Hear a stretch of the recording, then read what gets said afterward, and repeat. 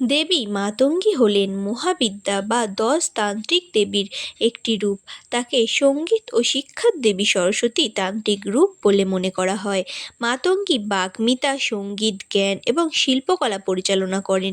তার উপাসনা অলৌকিক ক্ষমতা অর্জনের জন্য নির্ধারিত, বিশেষ করে শত্রুর উপর নিয়ন্ত্রণ, অন্যকে নিজের প্রতি আকৃষ্ট করা এবং সর্বোচ্চ জ্ঞান অর্জন করা।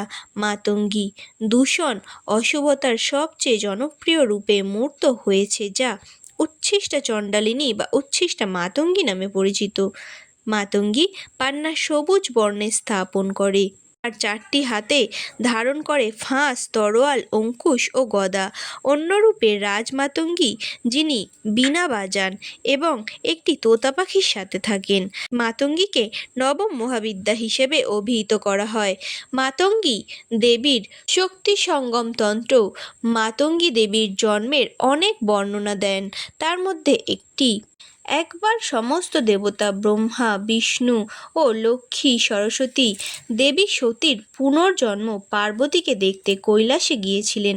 সেখানে তাদের সকলকে খাবার ভোগ নিবেদন করা হয়। খাবার সময় সরস্বতী দেবীর কিছু উচ্ছিষ্ট খাবার মাটিতে পড়ে গিয়েছিল। সেখান থেকেই এক সুদর্শনা দেবীর জন্ম হয়েছিল, যিনি দেবী সরস্বতী রূপের এক প্রকাশ। সেই কন্যা দেবতাদের উচ্ছিষ্টাংশ চেয়েছিলেন, তাকে উচ্ছিষ্টাংশ প্রসাদ হিসেবে দিয়েছিলেন দেবতারা। যদিও উচ্ছিষ্ট শব্দটি কখনোই প্রসাদের সাথে ব্যবহৃত হয় না। শিব আদেশ দিয়েছিলেন যে যারা মাতঙ্গীর মন্ত্র উচ্চারণ করবে এবং উপাসনা করবে তাদের কামনা বাসনা তৃপ্ত হবে এবং তারা শত্রুদের উপর নিয়ন্ত্রণ লাভ করবে।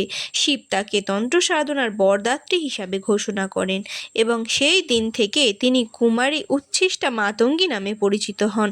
জয় মা মাতঙ্গী, জয় মা মঙ্গলময়ী। সকলের মঙ্গল হোক। চ্যানেলটিকে সাবস্ক্রাইব করে লাইক, শেয়ার, কমেন্ট করবেন। ধন্যবাদ।